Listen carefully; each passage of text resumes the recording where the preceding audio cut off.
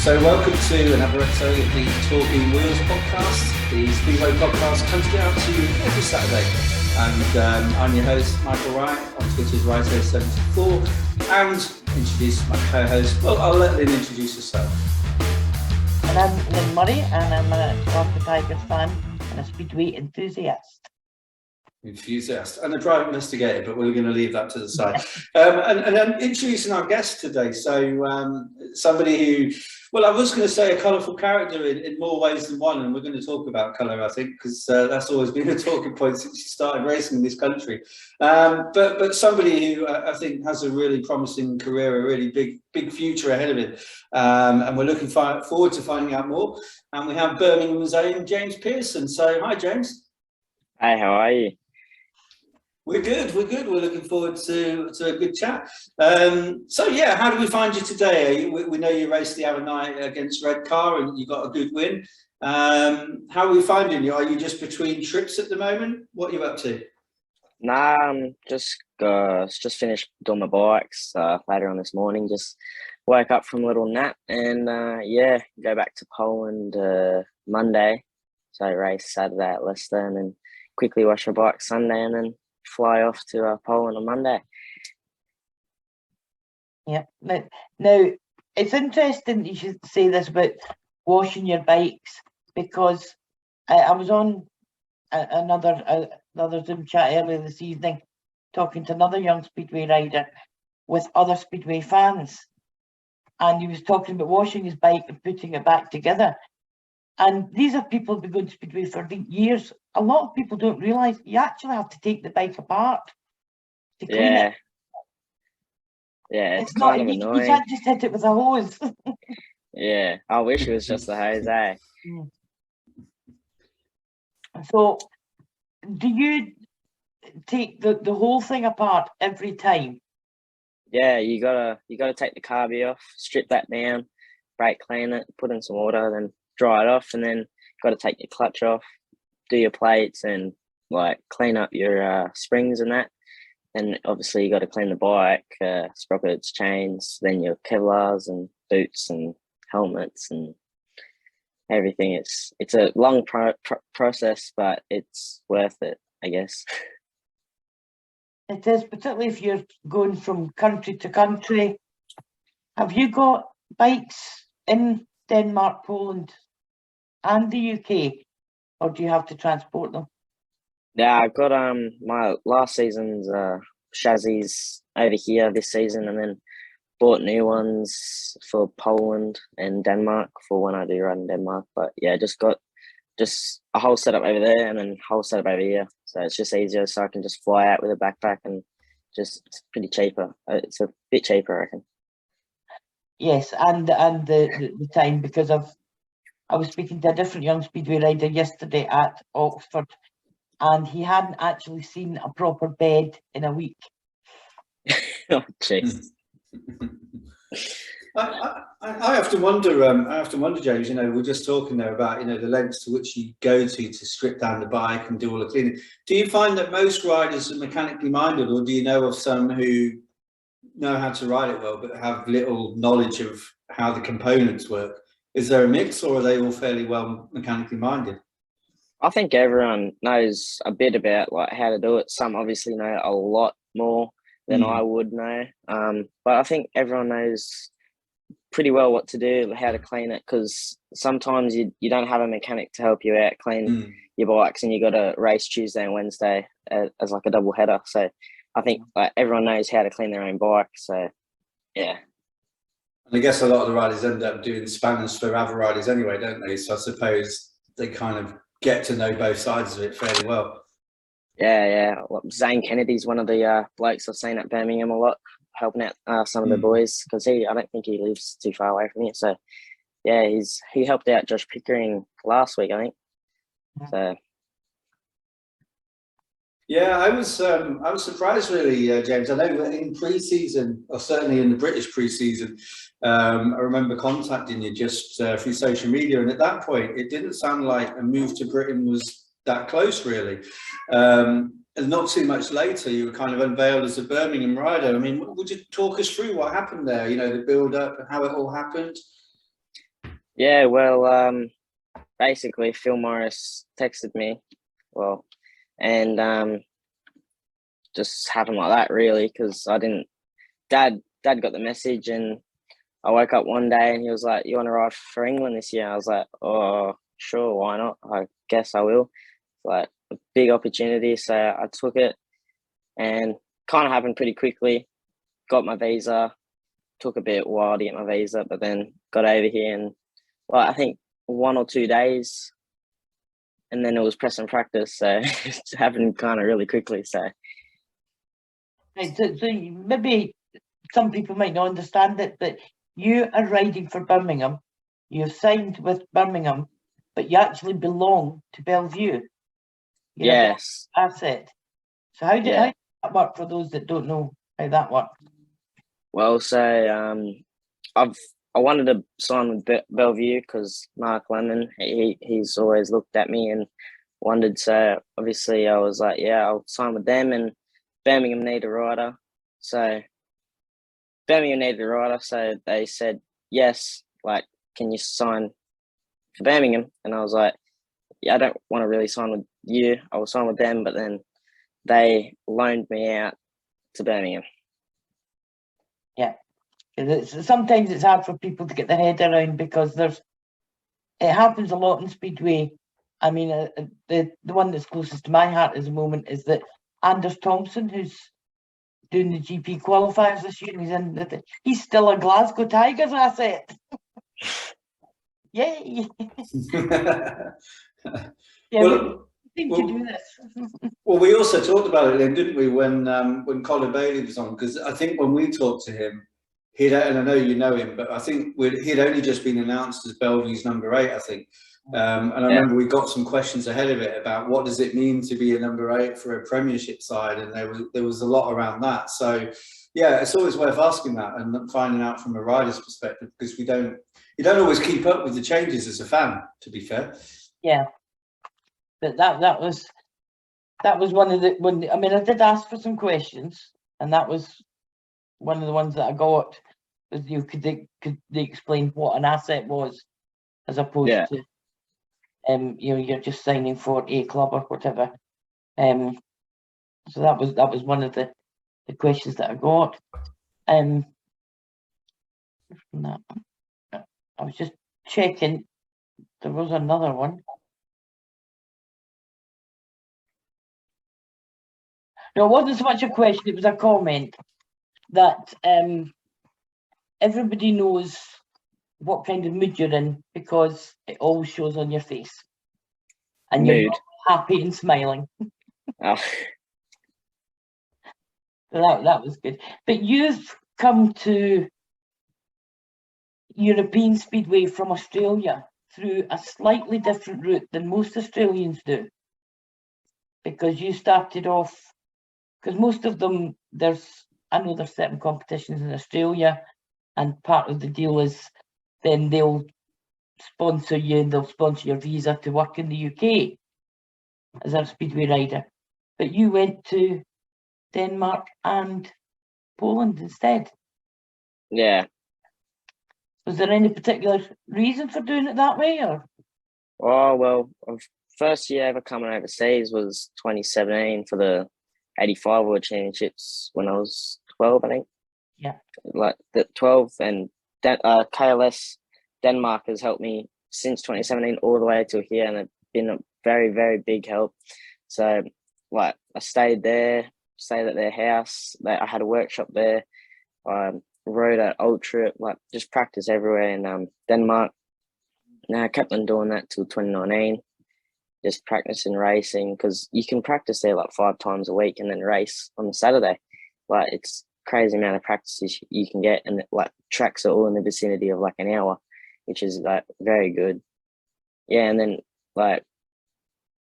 then 2021 last year, I got to practice at Lesno and a race meeting there, and then like I was trying to get signed for Lesno, and they were like talking about me, and then this year I was just planning to go over there just to race Denmark and Poland, and just every week, and then England came up, so I was like, oh, okay, I'll come over here.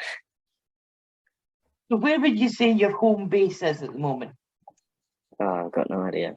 Yeah, well, one of my friends years ago, she married a speedway rider, and I met her, and she happened to be near the hometown, and I said, "Now where are you living now?"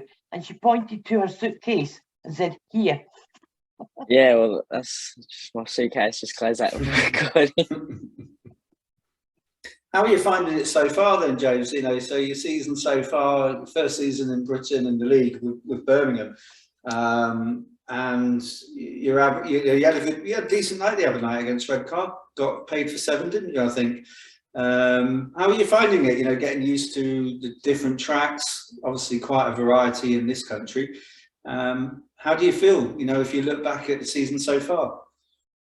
Yeah, I feel all right. Like, I've had some pretty good race meetings and a lot of pretty bad ones, but it's just really difficult, like with gearing and setup, and just coming to a race meeting and just like first time ever seeing it and having to race it without even any practice and no knowledge about it. So the boys, the team has helped me heaps. Like James, one of them especially, has helped me a lot during this season, and yeah, just it's been all right, I guess. Like last night was my highest scoring, I think, to date. Like we paid points, so I was pretty happy with how last night went.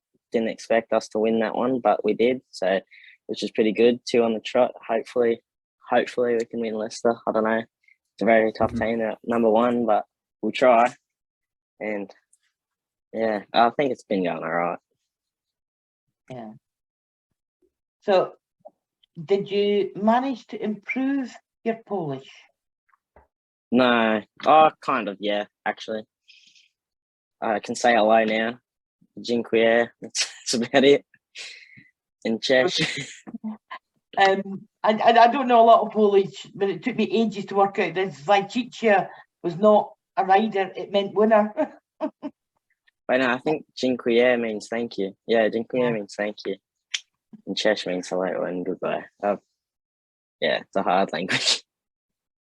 Yes, but a lot of them speak passable English. Yeah, so it's all right. It's not so bad, you know. And I've seen, I do a bit of digging. I've seen a lot of stuff from Denmark, and they seem to be feeding you a lot in Denmark. Feeding? Yes. When you were younger, over the years. Oh, yeah. Yeah. They got some good feed over there. Is it still the strawberries and mint ice cream you like, West? Yeah, it's a good one. Haven't had that in a while. I told you, Lynn will uncover all sorts of things. I should have warned you well ahead, to be honest, James. It's all good. KLS, Jens and Ellen Lund. Yes. They were the first people I ever stayed with, and yeah, they've got some good food. Yeah, because you are in Europe on your own. Your family are still in Australia. Yeah. Yeah. And how do you find that? You know, because you're still pretty young to be doing that. Yeah, pretty tough, but it's not my family's decision. They don't care if I do speedway or become a worker, so they just let me do my own thing, and yeah, it's all right, I guess. It's hard, like, to do the bikes and stuff by yourself, but yeah. So do you find host families all right? Oh yeah. I've got a beautiful family. I'm staying right now. The Wassel family, Carl Wassel, Tracy. Yeah, couldn't be nicer people. They're amazing. Like, they've kicked their own son out their bed, and I'm sleeping in his bed. Dylan has to sleep in their mattress with his brother in his room. Feel bad for him, but yeah. No, it's one of the things. It's something that used to be very, very common in the speedway world, that speedway riders just stayed with every town they were going to, or every country they were going to. There were fans who would put up the speedway riders and make sure they had somewhere to work on their bikes and things like that. That's fallen away, but it seems to be starting back up again. Yeah, which is good. You need the moral support, if nothing else. If you were right, there'd be nothing worse than just going back to an empty room with no one to talk to. Yeah, exactly. I think it's the great thing about speedway, isn't it? You know, I mean, I follow a lot of sports, and that's the thing that really strikes me about speedway. I'm sure that if any rider said, "Look, I'm looking for somewhere to rest on Thursday night between doing this and that," and just put it out on a forum or something, I'm sure they'd be inundated with offers. I think it's quite a warm group of people who all just want the best for the sport, and it gives them a chance to be supportive. I don't think you get that in all sports. Yeah, don't think you do either. What got you into it in the first place, anyway, James? You know, thinking back to when you were younger, back in Australia, and what got you into speedway in particular? And are there any riders that were around in Australia that kind of inspired you to take it up? Yeah, well, I was doing a thing called flat track when I was young, and I saw like they had a little speedway in the middle of their flat track, and some practice days they would practice there, and I saw it there and I was like, oh, that looks pretty interesting. You know, might have a go. And then I started watching some GPs and it looked pretty cool. So I asked Dad, could I have a go? And he found some like, because I was pretty short back then, some like custom made short 125 frame, and went to Central Coast and had a go. And I was like, yeah, I'm hooked now. I pretty like it. So did a bit of flat track, but mainly focused on the speedway side of it. And yeah, Matt Gilmore was one I looked up to, and yeah, Chris Holder, obviously, like all the GP boys that were in there, like Joy Batchelor and all that. Like obviously, you'd look up to them as Aussies, and Max Rick, Jason Crump, Lee Adams, just It's just one big production line, isn't it, of top Australian riders. It just carries on, doesn't it? Yeah. So, but I understand you did quite a lot with Lee Adams. Lee Adams did quite a bit with you. Yeah. You? Yeah. So you tell us kind of what he did. He just let me, like, because I live 10 hours away from Mildura, which is a track in Victoria. So he just let me come to his house, like work on my bikes there, like after the meeting and before the meeting, and gave me some practices at the tracks, and like give me a few tips when I'm at the tracks and if I'm doing something wrong. So he's been a pretty big help, like with accommodation wise and workshop wise and stuff. Okay, now did you have, before you went out to Denmark, was there any Danish connection apart from just going out there and riding? No, I don't have any family out there, but I don't actually really know how I got there, to be honest. That's all with my dad. But yeah, Mark Lemon said there was an opportunity to do the Worlds because I come fourth that year. Yeah. So I was like, and that was in Norway. So I was like, yeah, I definitely want to do that. So I think Craig Watson actually raced with KLS, and that's how the connection came up in Denmark. I'm pretty sure that's how it happened. And then Dad got in contact with KLS, and it just happened there.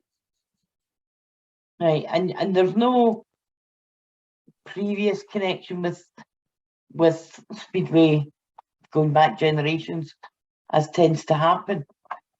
Nah, my dad did go-karting when he was younger. Did a bit of motorbikes just like for fun, not racing, nothing like that, just mainly go-karts. And yeah, just nagged him when I was a kid to get a little CRF 50. Yeah. And yeah, that's how it happened. So and you go, Michael. No, I was just reflecting really on quite a lot. It's really topical. I mean, this week we've just been talking about, and when this goes out, it'll be a bit later. But this is the week we record this, where we've just had the news that Newcastle have shut down in the championship, so they've stopped racing pretty suddenly. I don't know whether you pick up on it, James. I mean, in a way, I guess you probably just focused on being as good as you can be and improving. But do you get any feel for, you know, the kind of the state of the sport in this country from travelling around, going around, talking to fans and people involved in it? I mean, Birmingham have had their fair share of challenges as well. Do you get a feel for it, the crowd figures, or, you know, just observations on what you see in this country? Yeah, well, I've heard a lot of stories from Craig Watson about like the crowds and how it used to be back in the day, and yeah, it's obviously like gone downhill a bit, but I think it's starting to come up now.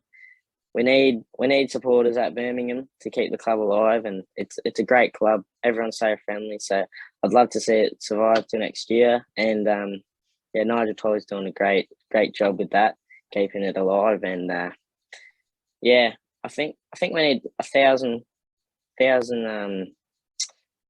supporters, viewers, or to come to the track just to make it even with the money to pay the riders. So yeah. Yeah, that's it's roughly, for any championship speedway track, it's roughly 1,000 spectators will clear their feet for the cost of putting on a meeting, paying the riders, paying the staff. Yeah. The staff that do get paid, because speedway, as you've probably noticed, is mainly staffed by volunteers. Yeah. Birmingham's got a lot of amazing volunteers that come out on a Tuesday night and stay there till late ass bloody time of the night. Like last time when it was raining, I think it was against Oxford. Some people didn't get home till like 12 o'clock in the rain. Yeah. Just trying to get the sheets off the dog track. So they're amazing, such kind people that volunteer. It's crazy. It's one of these strange sports that we depend so much on volunteers, and Redcar a few weeks ago had to cancel a couple of meetings because 2 of their volunteers were ill, and they could take the place. They were track staff though, you know, so it's a bit specialized thing. So, but you wouldn't get, I don't know, a football or a tennis match where it's all volunteers that's putting out the lines and putting up the nets and making sure people get through the door. It's one of the few sports where the volunteers do more, where they would actually get paid if it was another sport. Yeah. Kind of enhances that community aspect though, doesn't it? I mean, I suppose that's a weakness in one way, because there's a huge reliance on people who aren't being paid, and as long as they're interested. But I guess that adds to the community bit where, you know, people love speedway. I mean, it's not just, you know, if you're willing to kind of volunteer, give your own time, you've got to love what you're doing, haven't you? And you know it's a part of your community. But I'm interested actually, James, in what was said about colour at the start, and I was listening to another podcast a little while ago, and they were saying, "Oh, James Pearson, yeah, with his pink leathers and all the rest of it, his pink gear and stuff." Is that a theme you've always had? Is that just your trademark, or is that something you've kind of got into recently with the whole colour scheme and branding and what have you? Oh well, when I first started and I got my very first suit, it was blue and then green, yellow, bit of white, like Australian flag and Brazilian flag. And then 2017, I think, first year going overseas, I started with the pink because no one had it, because a lot of people had the blue and the greens and the yellows, and just wanted to be a bit unique. And yeah, I guess it stuck because people know me as the pink bloke. So yeah, I've just stuck with it, and I like the color pink. It stands out, like in photos, like it just stands out, which I like, and yeah, it's just unique. Yes, it's definitely something. Now it was, I don't know if it came up, but I know that Martin Smolinski, he's a German racer, and he's a big fan of individual riders having their own individual design, colour, and it does make it a lot easier for commentators, because you can't always read the number on the back when they're going so fast. Yeah, because he's got white, and I don't know anyone else that has white. Yeah. There used to be one called the White Ghost. Yeah, Trevor. 1960. No, 57. Yeah, A bit Trevor. before your time. I know him. He's a very friendly bloke. Oh, he's come to the races at in Australia. No, there was one before that, 1957. Ken jeez, Lebreton. Ken no. Lebreton. Yeah, no. Was that Andreas Johnson who always used to wear white as well? Was that Andreas Johnson? Did he wear an all white suit? Am I getting this wrong? Can't remember now. Maybe in the GP. It's a very good idea to have like, I mean, Patrick Dudek, everybody knows Patrick Dudek because he comes out on a bright green bike. Yeah. You know, so no, I get that. It's definitely pick a colour nobody else is using. Yeah. And that can be quite hard. I mean, you mentioned the first suit was a combination of the Australian flag and the Brazilian flag. And that's because your mum, isn't it? She's from Brazil. She's Brazil. Yeah. So how did she get to Australia then? I think my parents met in London. Right. Yeah. Then just decided to settle this, as you do. You know. Yeah, they had my brother, and then went to Australia. I don't know why. No, because I mean, you're at an age you just accept everything, and eventually you might start to ask questions. But I think why this? But I'm just nosy.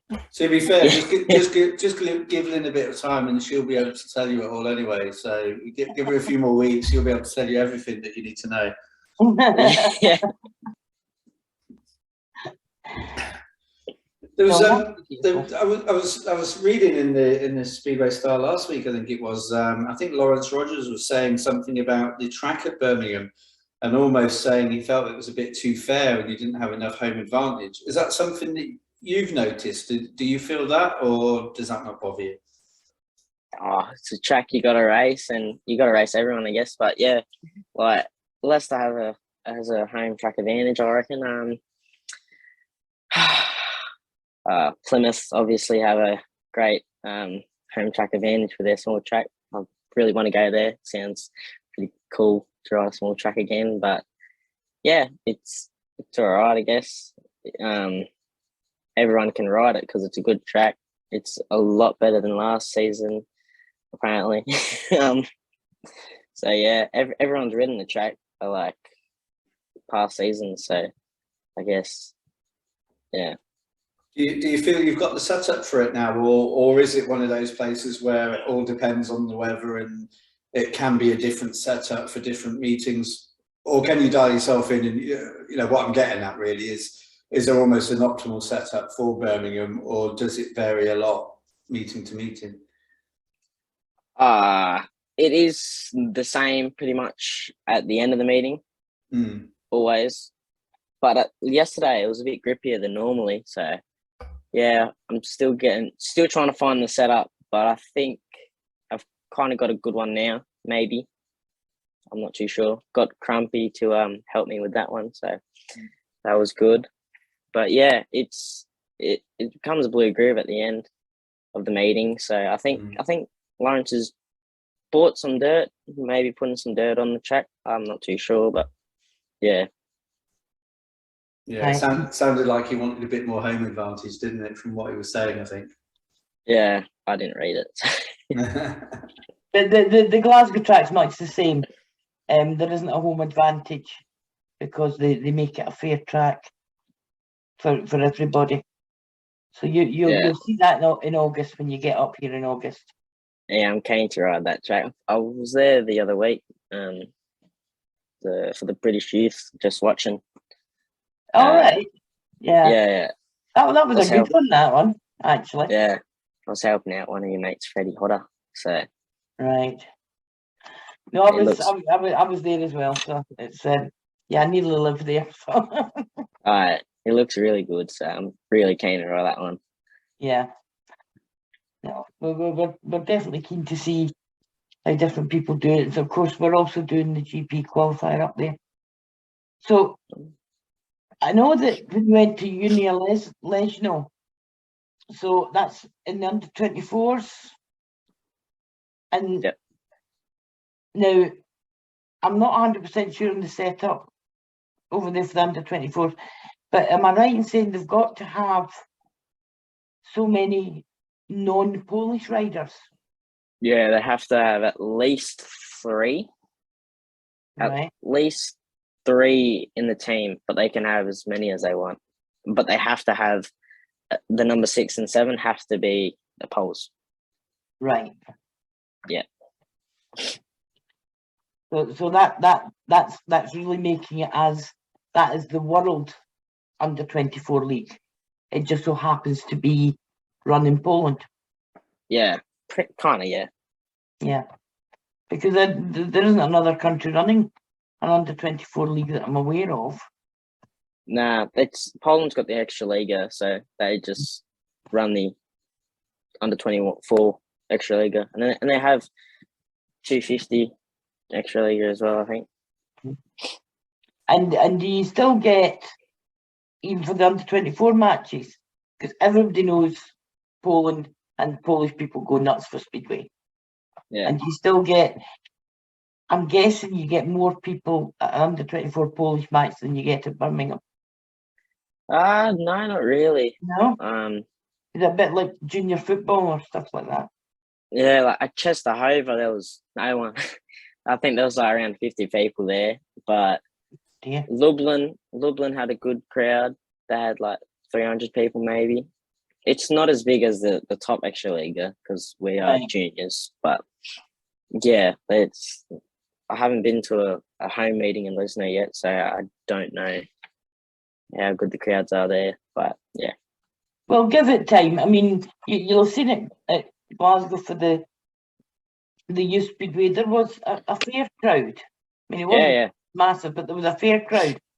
But 3-4 years ago, you would have turned up at Glasgow and you'd have 20 people and a dog, you know. Yeah. But I must admit, in Britain, the youth format is taking off a bit more. Which is good, yeah. Hopefully, it's one of these things that will filter through and start to build, because that's what we really want. We really need a magic formula to actually get mainstream media to take notice. Yeah. To sit up and take notice. I mean, we've been speaking to Joachim at the Danish Speedway, and he's trying to revitalise Danish Speedway. Yeah. Because Danish Speedway, when I was your age, Danish Speedway was it. It was the best in the world. But now it's not so much, but hopefully it can get back there. So, do you have any ideas yourself at how? You're probably a bit young to try and think of it this way, but what would you do to promote it to people that aren't speedway people? Yeah, well, I try and, because there's at Facebook, Instagram, but like with younger people, there's TikTok. Yeah. Like I saw Newcastle had a TikTok the other day, so yeah, I just try and get on like more mainstream medias, like where young people are, because most young people don't know what speedway is, and well, obviously the BSN, what they're doing is pretty good. Like it's very well what they're doing. So maybe if they can get to every track, I know that's impossible, but like more instead of just two times a meeting, you know, like more. Yeah. So would it surprise you to know that when I was your age, every Sunday afternoon I could sit down in my living room and watch highlights from every British speedway match in the country. Yeah. On just on mainstream television. Yeah, it's crazy. They had somebody at every track. There was somebody there filming. you didn't often get a full meeting unless it was a world championship. But Yeah. they were in the newspapers, they were on the television, and now they're not. And I think it's suffering from that. Yeah. You know, because people just don't know about it unless you live near a track, and then you can hear it, so you know it's happening. Yeah.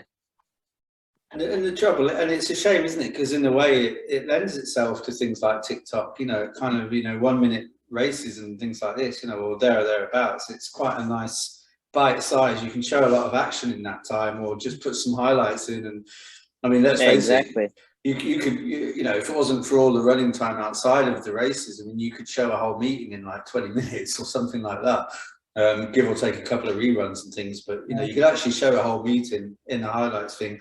You don't even need to do highlights, just show the whole meeting, just put the races back to back, and put some music on or something.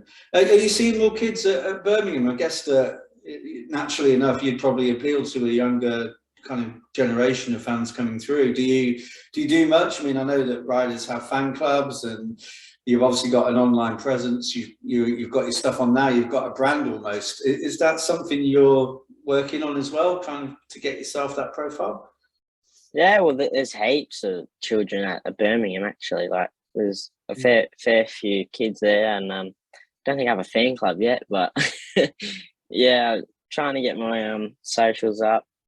Just trying to get my name out there, really, sponsors and stuff like that would be nice. And yeah, it's a pretty good crowd, I guess. Could be better, as everywhere in England could say, I guess. But yeah, like I see a lot of familiar faces just coming to the speedway every week, and it's crazy how they can come to a place every week consistently. Yeah. I mean, once somebody gets into speedway, they tend to be pretty loyal. Yeah. Oh yeah, there's some loyal fans out there. Talking of which, somebody you'll know, I take it, because she said to tell you that she subscribes to the podcast, and she reached out on Facebook. Dorothy Henderson, do you know Dorothy? Yeah. All right. So she said hi. She said to let you know that she subscribes to the podcast. So no doubt she'll see this then. Yeah, I met her at Queensland Darcy Ward meeting, I think. Yeah, lovely woman. Yeah, big fan by the sound of it, and big fan of speedway in general. Yeah. So what you need to do to get your fan club set up is you need to find someone that's a fan of yours already, and then get them to do all the admin, because there's a lot of it. Yeah. But no, it is the way to go. Some of the other riders now, they're doing website, putting out their own merchandise, stuff like that. But what's getting more and more popular is a regular newsletter, a bit like a fan magazine. The fan club type is coming back, and there's a few of the younger riders are doing that. But it takes time, so you're better finding someone that will do it for you. Yeah. You write them, you give them the content, they'll actually do the typing up and sending it out. But, yeah. You need to find somebody like that and try and do it that way. Yeah, sounds good. So it's definitely the way to go. I've got to confess, I was in the Speedway Riders fan club when I was 15. I started going when I was 15 at Kings Lynn, and I was in Mark Loram, or Mark Loram, however you prefer to say it. I was in his fan club, and it was just amazing. He was only about 4 years older than me. Like now, I think it's a bit weird the age I'm at, but at the time, at 15, I was just getting into it. But I remember he went through a whole rebranding at one point, and he kept calling himself Laramsky, and he had it on the back of his leathers, and he had like pink everywhere, like he had pink coats and stuff. So I nearly bought one as one of his fans at a fan club. But I only got into Speedway because of somebody else's fan club, and it's an Australian rider, Stephen Davies. And that's why I got into Speedway, because my mate, his mum ran his fan club. So the whole thing, I don't know if it's less now, but the whole thing of fan clubs used to be, well, certainly where I was in Kings Lynn, it was quite big for Speedway, just relating to a particular rider, and then almost that made your enjoyment of the meeting even more, because you felt you had some sort of connection with the rider. Yeah. Yeah, because if you do that, it then means that it doesn't matter what club you move to, you've still got fans that will follow your career, no matter who you are. You know, so it's a thought. It's a thought, but I think it's something that it fell out of fashion in late 80s, early 90s, something like that, Michael. Yeah, I guess so. It was early 90s for me, but then I guess it kind of fell away. I think as well, there's so much more entertainment, isn't it? I mean, we're talking about time. I'm sorry, James, this must be getting boring. These older people talking about the way it used to be. But there was a time when we had 4 channels of TV to watch, and now you can watch anything. You've got hundreds and hundreds and thousands of channels, and you've got all the streaming, and you've got social media. So actually, to get attention on the sport is a really tricky thing, because there's so much else you could be doing. But you seem well set up. As I say, the colour, you're quite unique in terms of just the way you come across and the look and all the rest of it. You stand out from the crowd. And what hopes have you got? I mean, it sounds, you might just say, well, world champion, but I mean, what kind of, have you got targets? Are you just enjoying your racing and you just kind of getting better as you go? Where are you at in terms of what you're hoping to do really, and over what time? Obviously, I want to be a world champion. I wanna be at like the top of wherever it is by the time I'm able to get there. Just at the top, like any league. I want to represent Australia in like the world for the 500s, like speedway, the top speedway nations. Obviously this year didn't expect to qualify for the world's under-21 titles, but hopefully next year I can do that. Hopefully next year in the championship I can start scoring some good points. Maybe get a guest in for the premiership if I'm good enough. I don't know, but just try and step it up for next year. I've only been on the 500 for 6 or 7 months.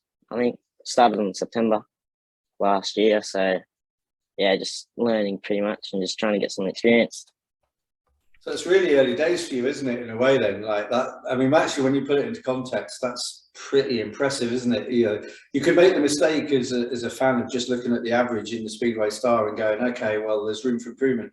But for someone of your age who's not been racing on the 500s for very long, actually, that's quite competitive. And it's a really positive sign, isn't it, about, the potential you've got. Yeah, thank you. I think so. I think anybody of your age who's especially someone who's quite new to it, in terms of racing over here and coming to the other side of the world. I mean, I also run a snooker podcast, and we had Neil Robertson on a little while ago, who's a big Aussie star, and he talked about how hard it was for him to pretty much leave his family and do similar to you really, and start a career on the other side of the world. And I think he felt that people in this country don't always understand that because we don't have the same challenges. But and you've talked a bit about it. Lynn asked you about how that is with the family. Are you talking to Aussies over here as well? Does that help you to feel at home? People like Mark Lemon, you've mentioned Crumpy as well. Does that help you to feel settled? Yeah, like heaps of like Sam Masters, like they all messaging me, like Zane Kennedy, as I said. It's like, because we don't have our families over here, it's kind of like a family, I guess, in a way. Like we all kind of look out for each other, which is good. But it is hard, like leaving your family, like for 6 or 7 months of the year and then coming back. Just doing it on your own is hard, but I guess that is what it is. If you wanna do it, because in Australia, it's you can't go anywhere, I don't think, because it's not very big in Australia. So, what else do you do to relax outside the speedway? What do you like to do? Well, I like PlayStation, obviously. I like working out. Well, not really, but when I'm in the mood, I'll go out for a workout. Just go out to the cinemas, go for a bike ride, just hang out with mates, like just chilling out. It does seem to be a lot of the riders in your age and stage of life, they are all gamers. Yeah.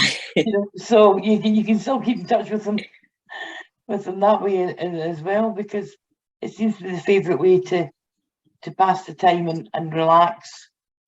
Yes, especially when I'm back home. Like some of my mates over in Denmark, I'll still play PlayStation with. Like I'll stay up at like 3 o'clock in the morning and play with them. But yeah, it's a way to keep in contact with them.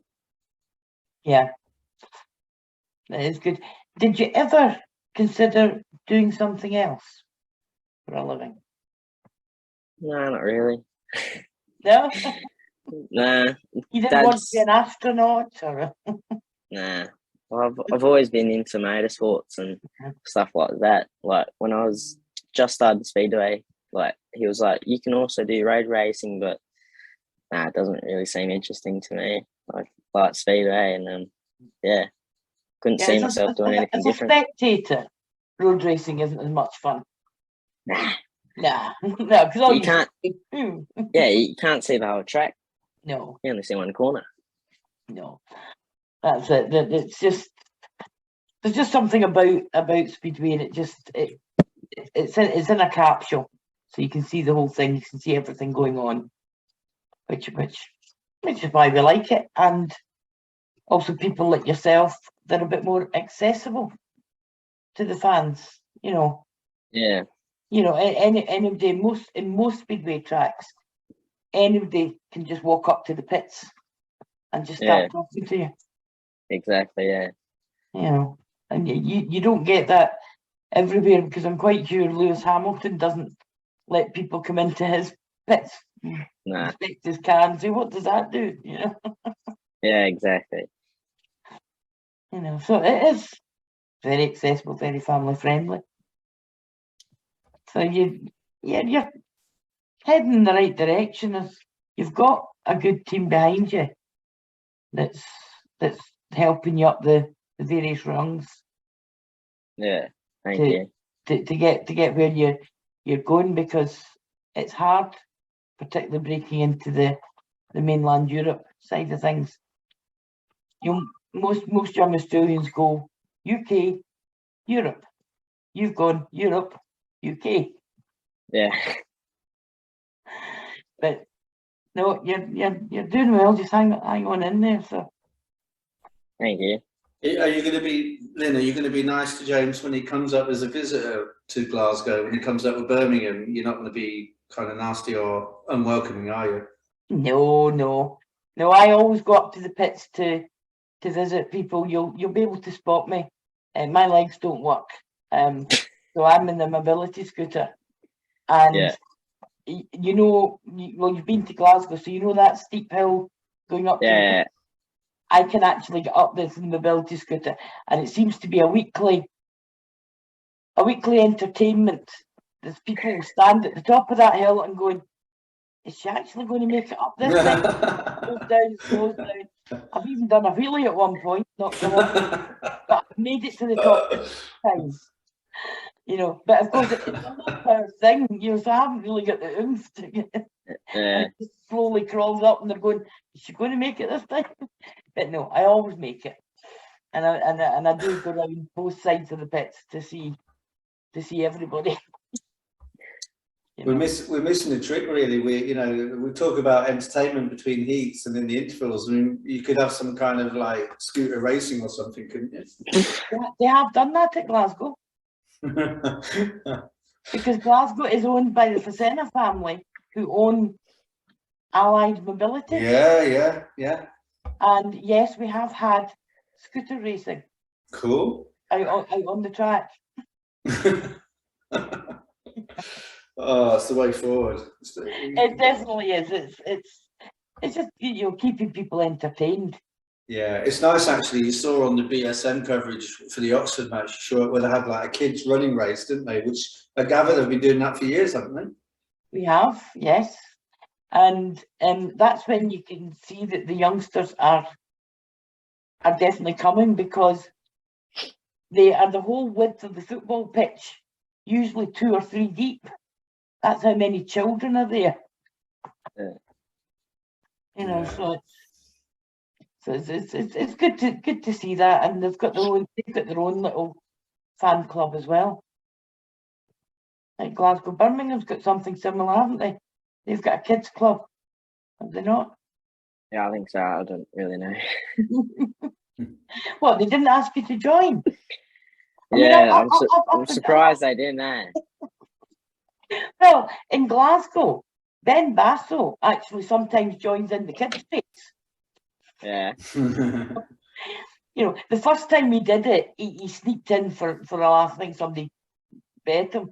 And now he tries to sneak in every now and again to win the kids' race.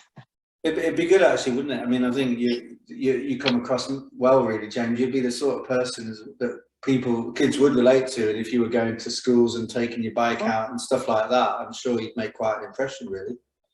Michael's disappeared. He's dropped off.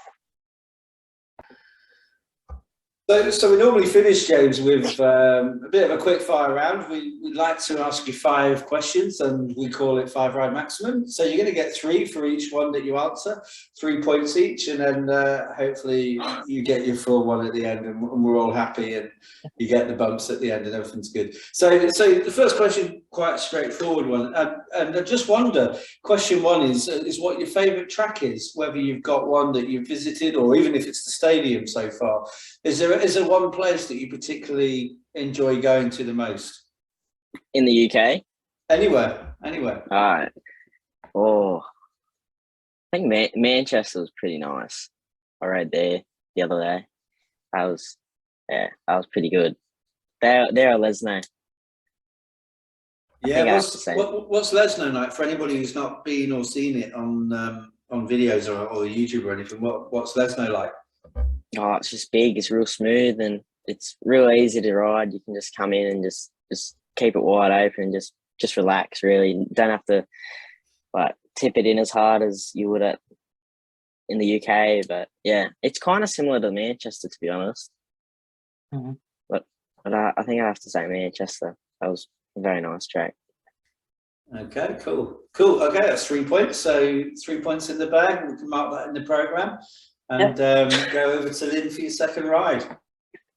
Right, so we flip that on its head. Is there a track that you've been to anywhere in the world and you thought, I hope I never have to go there again? Oh. I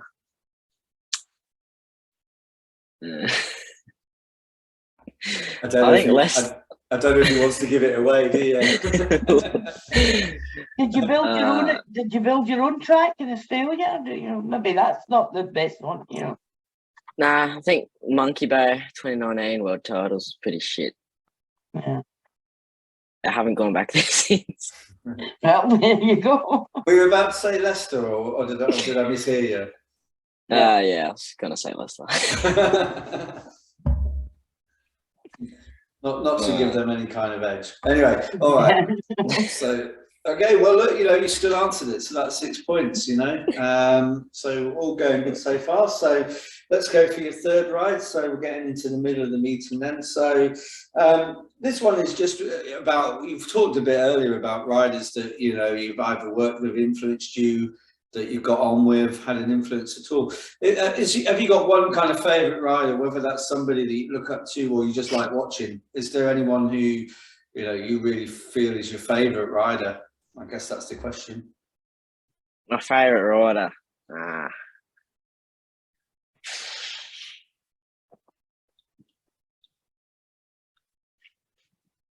All right, it'd probably have to be Max Frick, but one bloke that I really like talking to and is in Birmingham is James Shanes. Like, yeah, had a good had a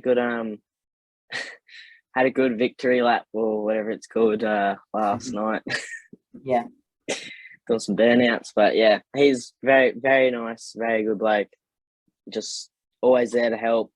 Picks me up from the airport. Yeah, just all around good bloke. I like him. That's cool. That's good to hear. Okay, 9 points. So Lynn, we're on to the last programme, right? Before we go into E15, all being well. Okay.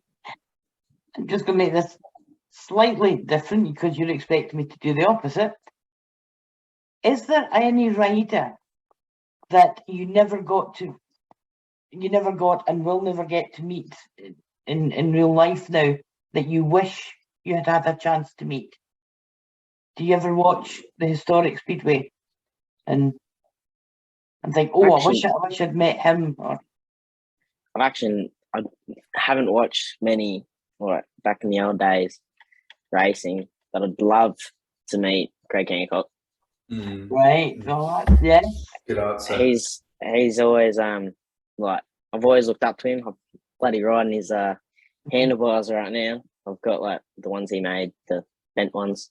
So, yeah, I've still got his hat in my closet back home. So yeah, he's a good player. I met him. Oh, right, I have met him actually. I can't say that because I have met him. No, it's one that you're. Haven't met. Yeah, nah, I forgot I met him.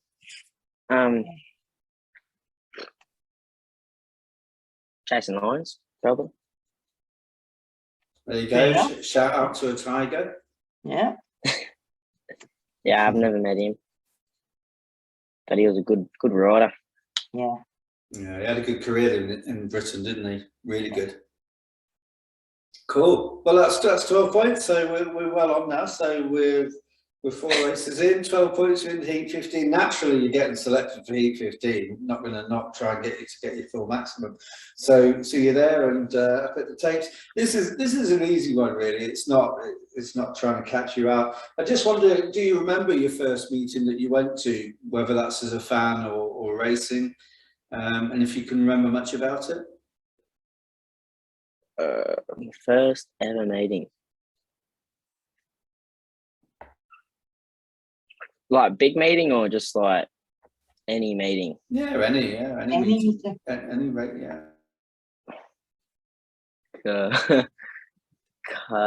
Curry maybe. The first meeting I watched. No, it was at the old grounds in Sydney. I think I watched one of them when Chris Holder came, and one of those meetings. But yeah, first big meeting like GP I think was Cardiff. Pretty sure, which is pretty cool. I want to go there this year. That'll be cool. Yeah, but it's a different world, isn't it? That kind of level. It's and the whole crowd and everything. It's just a great atmosphere, isn't it? The whole show around it. Yeah, it's crazy. It definitely is, because that whole corner of Cardiff is wall to wall Speedway people. Yeah, exactly. I took my son there years ago. We went in 2010. I'm trying to remember. I think Chris Holder might have won that one. You mentioned him a few times. I think he might have won that one, 2010.